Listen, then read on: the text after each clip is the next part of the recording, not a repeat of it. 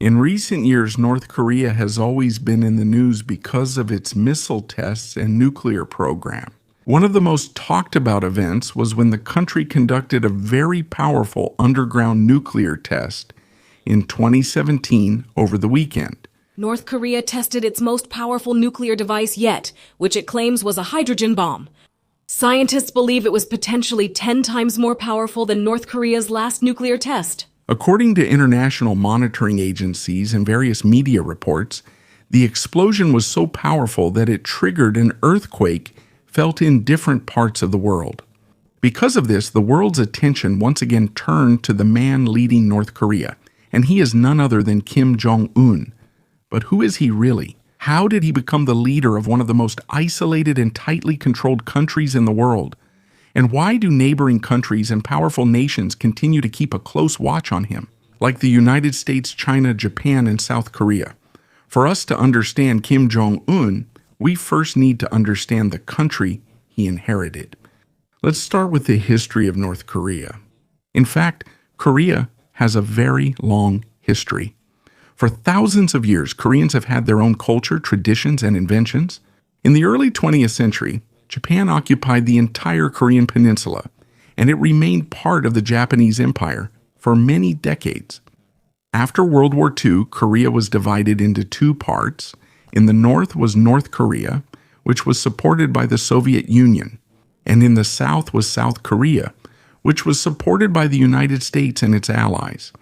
Since then, the two countries have taken different paths. While South Korea gradually became a modern industrial and technology powerhouse, North Korea remained closed off from the rest of the world. In the midst of this system, a family has emerged that has ruled the country for almost 80 years. It all started with Kim Il-sung, the founder of North Korea.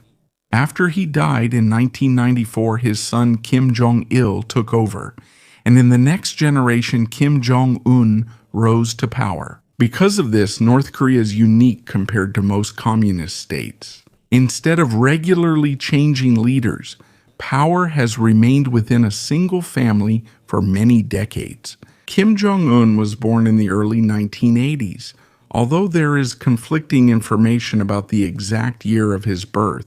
According to some reports and documents released in other countries, there are details that do not match Kim's official information. The country is very closed off. So many details about his childhood have never been confirmed. What is clear is that he grew up as the son of the most powerful man in North Korea.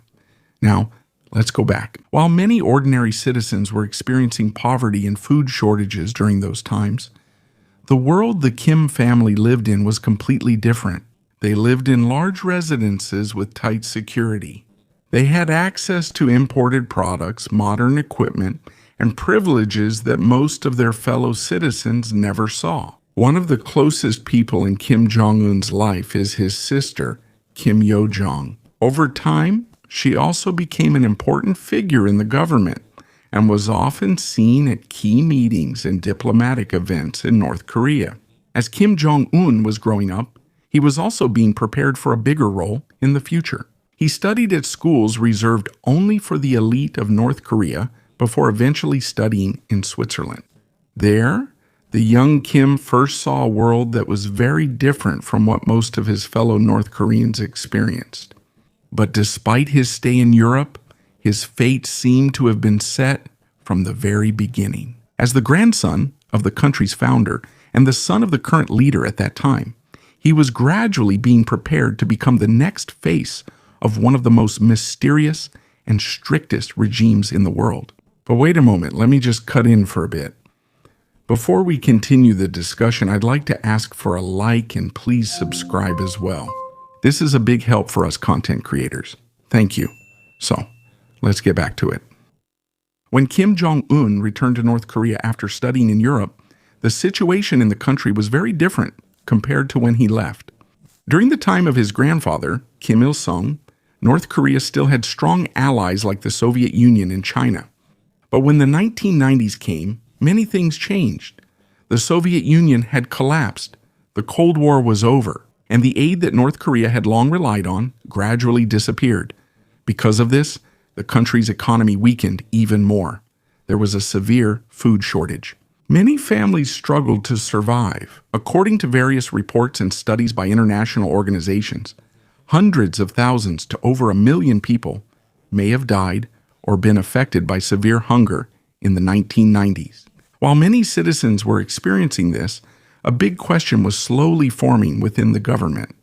Who would be the next leader of North Korea? At first, Kim Jong-un was not the strongest candidate. More people believed that the next leader would be his older half-brother, Kim Jong-nam.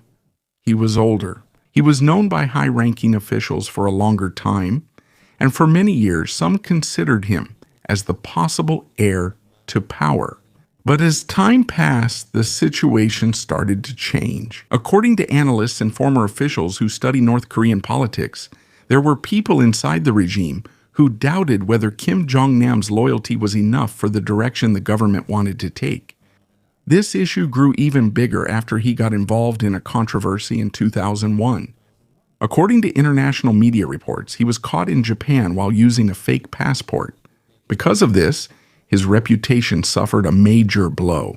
For someone who could possibly lead a very strict country, this kind of incident does not look good. While Kim Jong-nam's influence was declining, Kim Jong-un's position was gradually strengthening. In the following years, he was seen more often around high-ranking officials and people close to power. He also gradually built his own group of supporters within the government and the military. This is important because in North Korea, it's not enough to just be the child of the leader. You also need to have support from people with significant influence in the state. While this was happening, there were also many rumors about the health of his father, Kim Jong-il. From time to time, news would come out that he was ill. Because of this, preparing for the next leader became even more important. Leader. By the late 2000s, it was clear to many observers that Kim Jong-un was the main choice as the heir to power. During this time, he also started to build his own family. He married Ri Sol-ju, who would later often be seen in the country's official activities. But even though he became more well-known inside North Korea, many things about him still remained a mystery. In fact, even up to now, there are still many details about his private life that remain unclear outside the country. There is another thing that often surprises many people about Kim Jong-un. Despite being the leader of one of the most closed-off countries in the world, it has long been said that he is interested in certain aspects of Western culture. One of the most well-known examples of this is his love for basketball. According to reports, this interest developed during his youth while he was in Europe. Over the years, this has remained one of his favorite sports. This is surprising to some because basketball is not the most popular sport in North Korea. But this shows that even though he grew up in a strict and controlled system, he still has interests that many people wouldn't normally expect. As his father's leadership was coming to an end, one thing became increasingly clear. The young man who once studied abroad and was almost unknown to the world back then was gradually being prepared to lead a country with one of the largest militaries and one of the most secretive governments in the world. Nevertheless, when Kim Jong-il died on December 17, 2011 leadership of North Korea passed to Kim Jong-un. Many people were surprised at that time. He was young compared to the previous leaders of the country.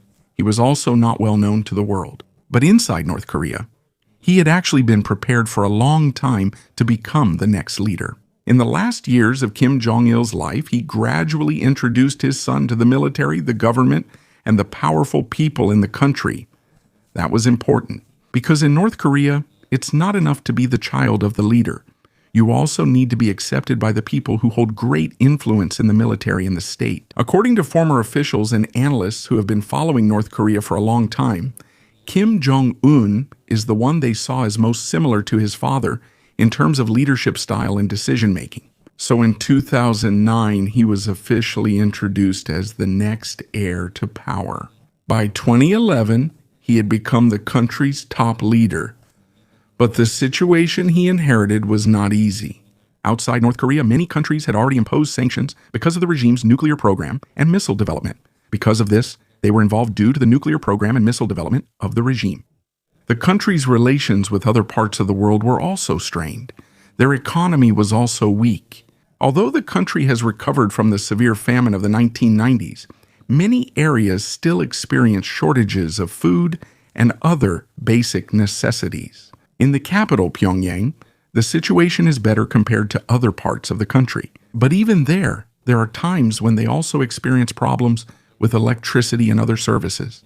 The situation is even harder in the provinces that are far from the center of power. While the economy is struggling, North Korea's spending on the military and defense programs continues to grow. This is one of the reasons why its relationship with many countries remains tense. There is another important reason why the North Korean regime still survives today, and that is the support of some important countries. For many years, China has been North Korea's biggest trading partner.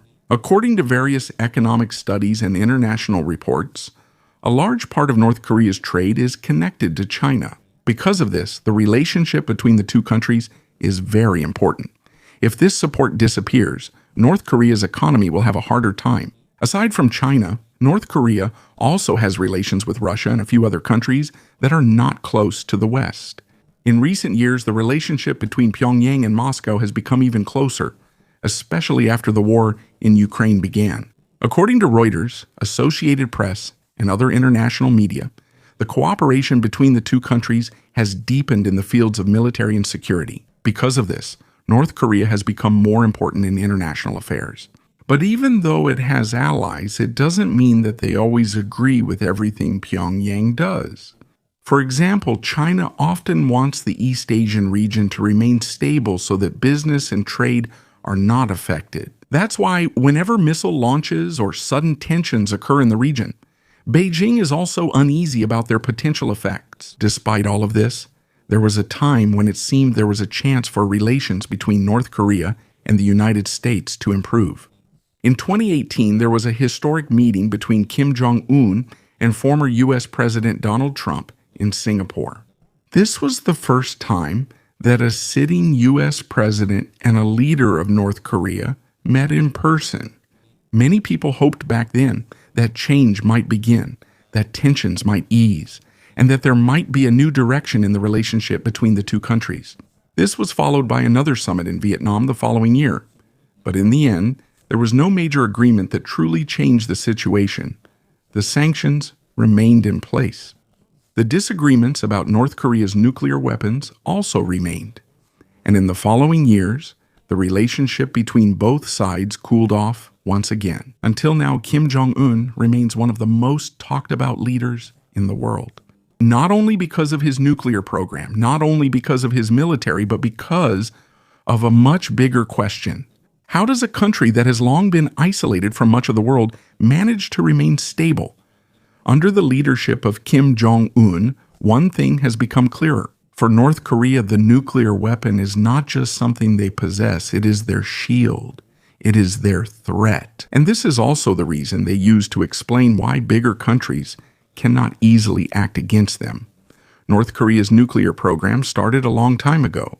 During the Cold War, the Soviet Union helped North Korea with some nuclear research projects.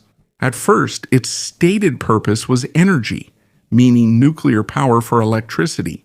But over time, it became more and more connected to the development of nuclear weapons. During the time of Kim Jong-un's father, Kim Jong-il, the country's direction toward nuclear weapons accelerated. In 2003, North Korea withdrew from the Nuclear Non-Proliferation Treaty. This is the treaty that aims to prevent the spread of nuclear weapons in the world.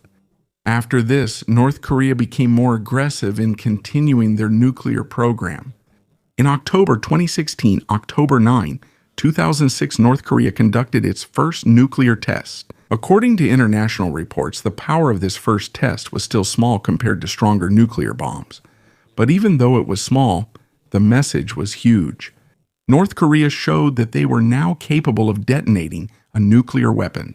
When Kim Jong-un came to power, he did not stop this program. Instead, he made it even stronger. In 2013, North Korea conducted another nuclear test. This was the first nuclear test during Kim Jong-un's leadership. For the world, the message was clear. He would not abandon the program started and strengthened by his father. More tests followed in 2016 and 2017. The most alarming was the test on September 3, 2017. According to the CTBTO, a strong seismic event was detected in the area of North Korea's nuclear test site. In other words, the monitoring stations recorded it just like an earthquake because of the strength of the underground explosion. According to some scientific estimates, this could possibly be stronger than North Korea's previous nuclear tests. Experts' estimates of its exact strength are not the same, so it's more accurate to say that this is the largest nuclear test linked to North Korea, based on seismic records and expert analysis. Why is this dangerous? Because when a country has nuclear weapons and missiles capable of carrying them, the conversation changes. This is no longer an ordinary military threat. This is no longer just a simple gunfight at the border. When it comes to nuclear weapons, a single wrong decision can cause massive destruction. Along with the nuclear program, Kim Jong-un also strengthened North Korea's ballistic missile program. A ballistic missile is a type of missile that can travel very far and strike its target from above. North Korea has missiles that can hit nearby countries such as South Korea and Japan. There are also larger missiles like the Hwasong series, which, according to analysts, could possibly reach farther places if their system becomes fully reliable. According to CSIS Missile Threat, the Hwasong 17 is estimated to have a range of up to 15,000 kilometers. This means in theory it can reach very distant targets, but it's very important to clarify this. It doesn't mean that just because a missile has range, it's guaranteed to work perfectly in a real situation. You still have to consider accuracy, warhead, re-entry technology, missile defense, and many technical factors. But even though there are still questions about its real capabilities, the threat is enough for South Korea, Japan, the United States, and other countries to take it seriously. For North Korea, nuclear weapons are like insurance for the regime. In the minds of their government, as long as they have nuclear weapons, it will be harder for other countries to try to overthrow their government. This is the reason why, even though they are repeatedly punished with sanctions, they do not simply give up this program. According to Reuters, North Korea even said in 2026 that for them, the issue of denuclearization is over. This means they no longer want to talk about giving up their nuclear weapons.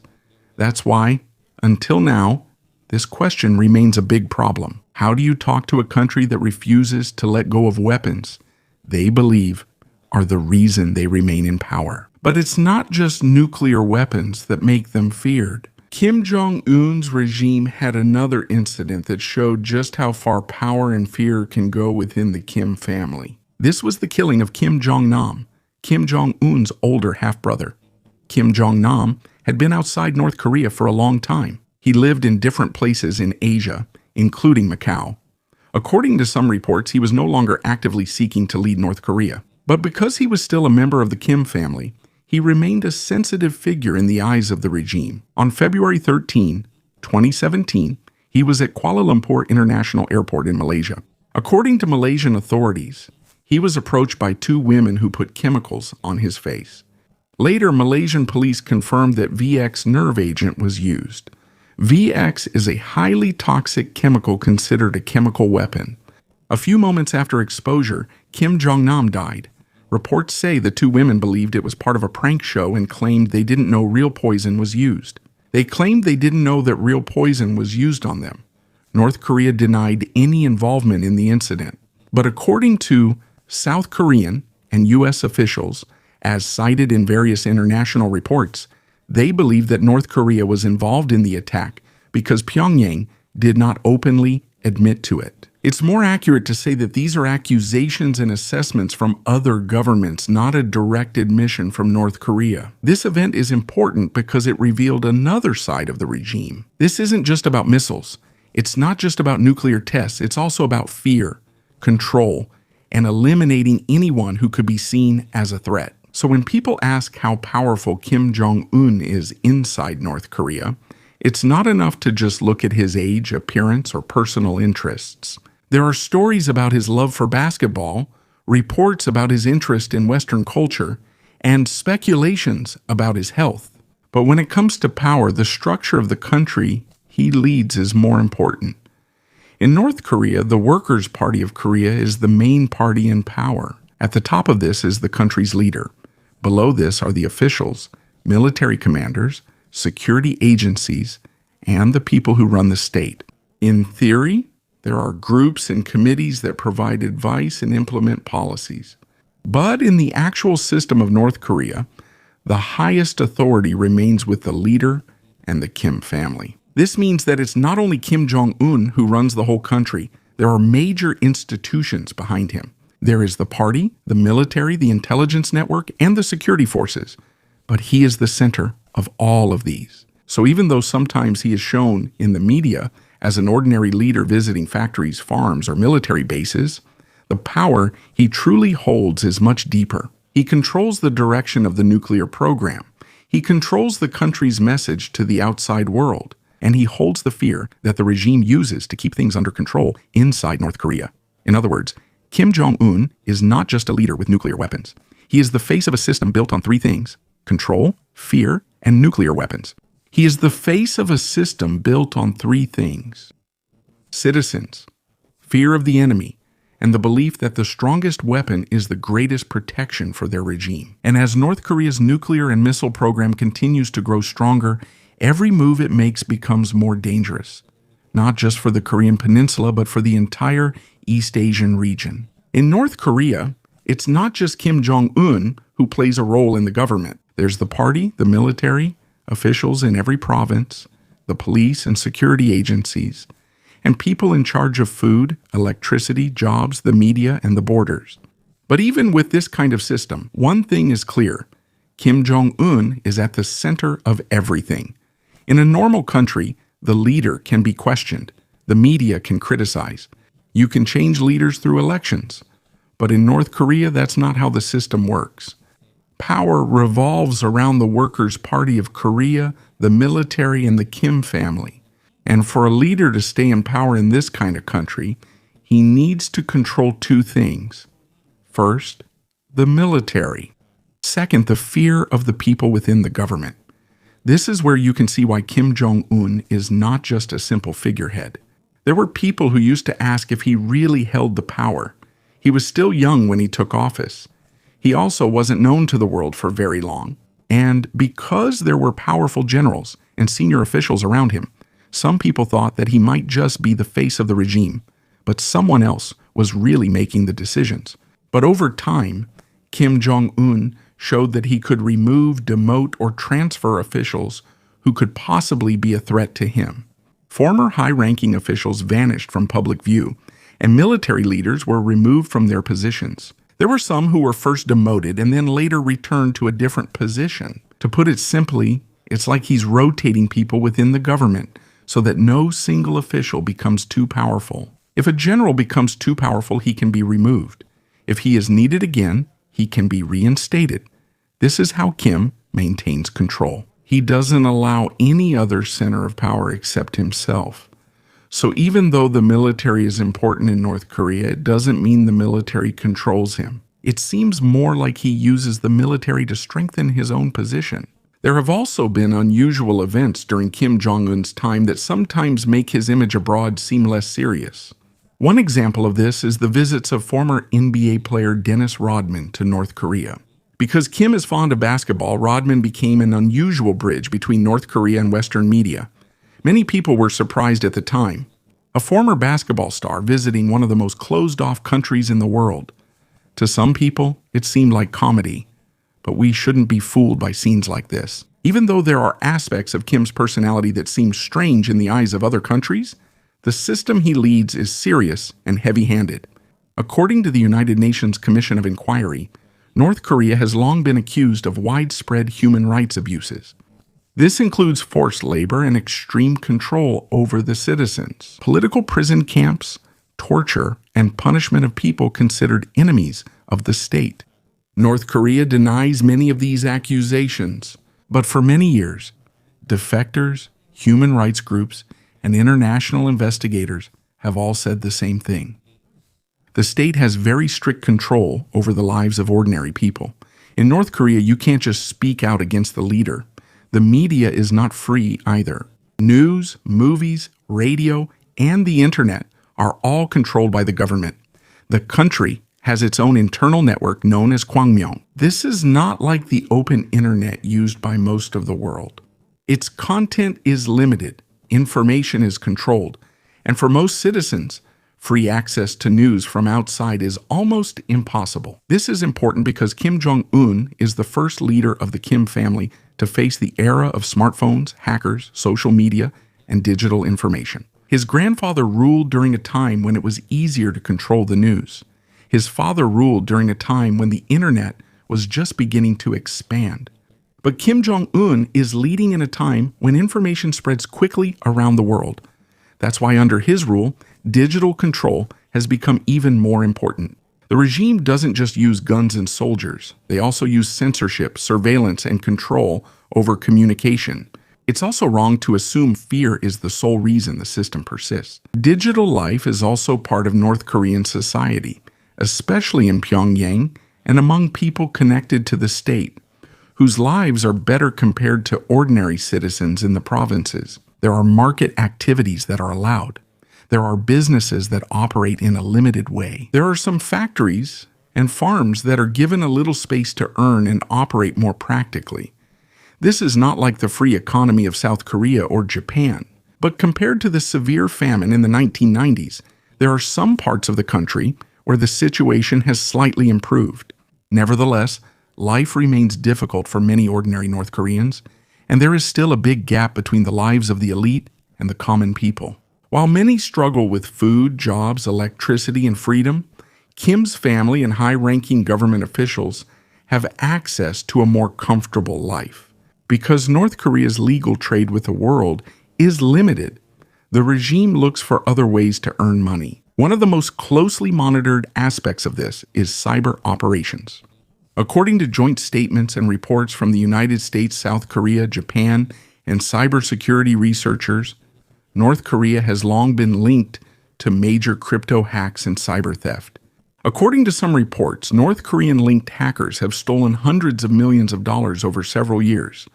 Analysts say that this money could be used to support the country's military and weapons program.